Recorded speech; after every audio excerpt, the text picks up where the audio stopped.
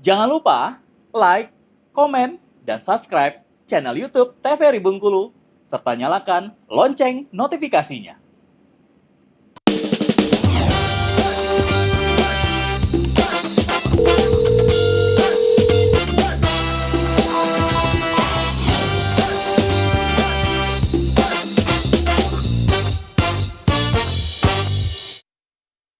Di Dokter TVRI Bengkulu bersama kita sehat dan kita masih membahas tentang skizofrenia. Masih ada sayapnya, Dok? Masih sedikit lagi ya, sedikit. biar semakin paham. Betul Kita ya. lanjut ya. Boleh, silakan tentang gangguan persepsi. Iya, boleh di next slide dulu.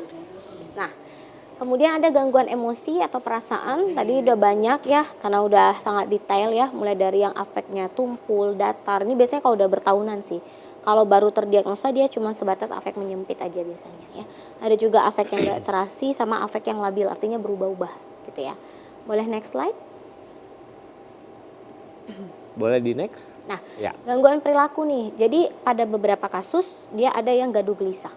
Ya, Oh, yang jadi gaduh jangan gelisah. terkejut. Ya, dia datang tuh dengan karena dilempar orang di rumah atau dia percobaan bunuh diri ada.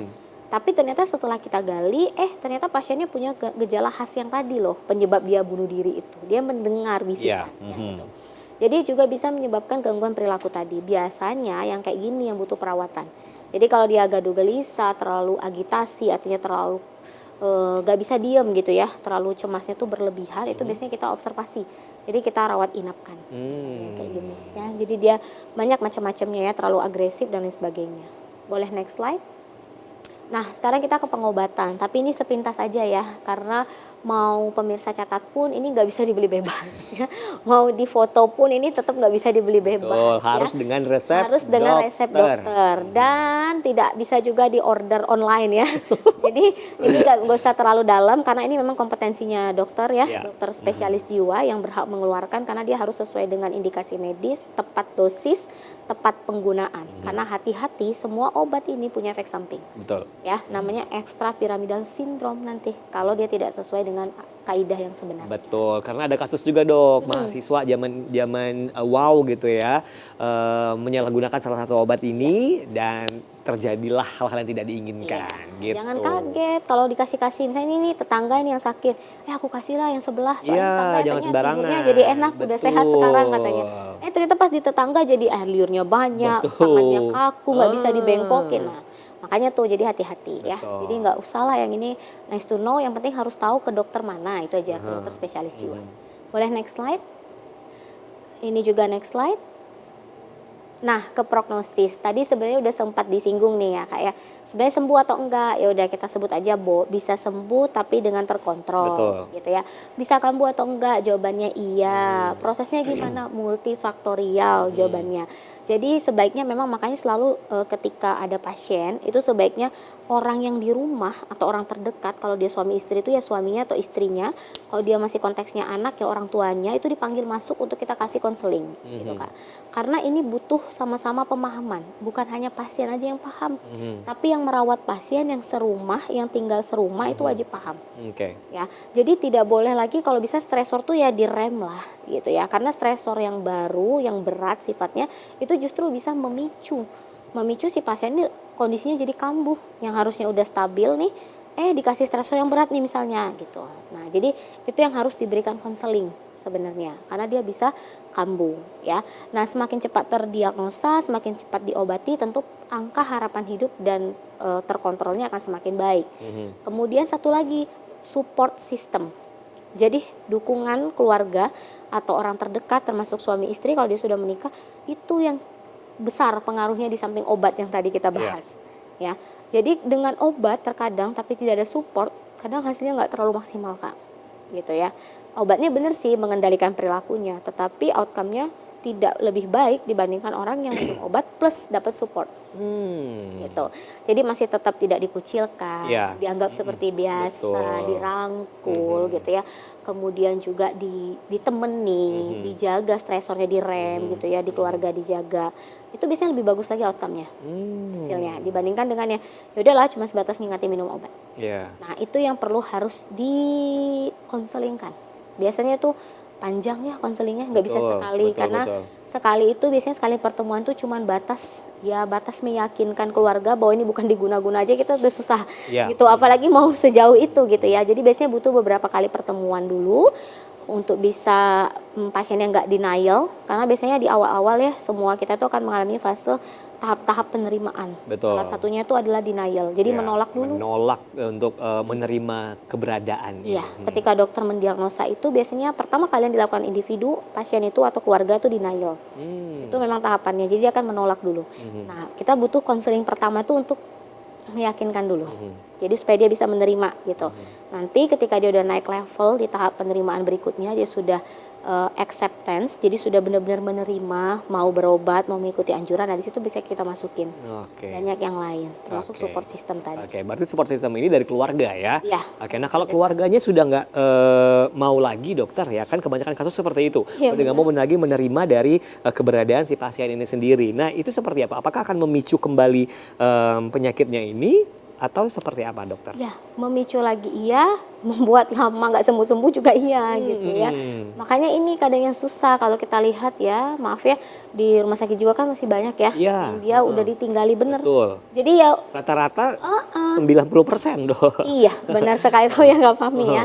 Jadi kita mau ngembalinya ke siapa ini gitu, kita bingung juga. Kita mau ngasih konseling ke keluarganya nggak pernah datang. Iya. Kayaknya memang udah nggak tahu lagi di mana keberadaannya. Nah, yang gini-gini nih susah. Akhirnya ya kalau kita lihat ya yang di situ udah bertahun-tahun Iya. di rumah sakit jiwa ya kayaknya gitu-gitu aja kondisinya. Iya, Kan nggak ada stabil. perubahan sama Iya. sekali. Mau Padahal dibuat produktif nggak bisa. betul, padahal kita sudah melakukan pengobatan yang maksimal ya dokter. Iya ya, betul. gitu. Kita mau buat dia untuk bisa bekerja lagi seperti sebelum dia terdiagnosa susah. Betul. Gitu. Padahal di luar sana ada juga yang terdiagnosa, ada loh yang kerja lagi. Bagus banget hasilnya. Dia bisa hidup berumah tangga seperti biasa, nggak nampak malah. Yang penting dia punya pendamping minum obat dan support system tadi. Oke, jadi support system itu salah satu pengobatan juga ya. Iya, betul sekali. Boleh next slide, kayaknya sudah habis sih ini tapi ya. Oke, ini dikit lagi ya. Jadi dia akan menjadi lebih buruk bila menyalahgunakan zat. Ya, jadi salah satunya tadi ya, misalnya dia kombinasi dengan penggunaan nafza contohnya. Nah, itu tentu lebih buruk biasanya prognosisnya. Oh. Iya, ya.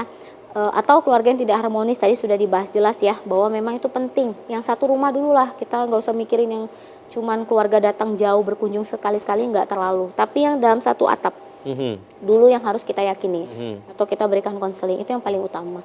Kemudian kemungkinan adanya suatu stresor yang presipitasi psikosis akut ini tadi udah ya. Jadi bahwa memang semuanya itu sifatnya multifaktorial. Itu yang harus dipahami. Dari sebuah skizo itu dia multi. Ada genetiknya dulu, ada faktor stresornya yang menjadi pemantik itu stresor sebenarnya. Jadi iya dok kemungkinan pas kita udah jelasin nih, iya karena dia tuh lagi kepikiran masalah anaknya di rantau misalnya kayak gitu kan. Padahal sebenarnya sudah ada genetik dulu. Dan kalau kita gali-gali lebih dalam lagi sudah ada premorbid kepribadian. Gitu. Jadi ini bergabung bisa memunculkan gejala ini. Dan onset usianya tergantung macam-macam dari 15 sampai dengan 40 tahun. Kayak gitu biasanya. Oke, baik. Kayaknya ini sudah habis slide-nya.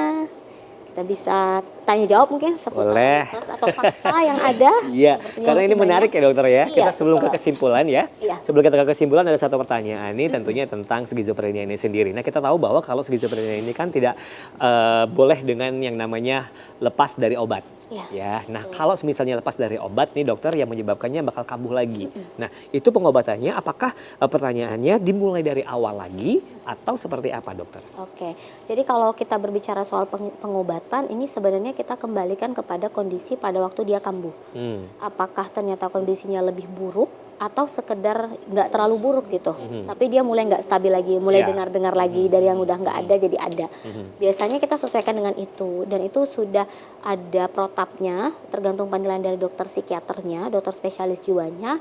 Biasanya bisa di dosis yang sama lagi, tapi mungkin diberikan edukasi harus lebih terkontrol, jangan lupa.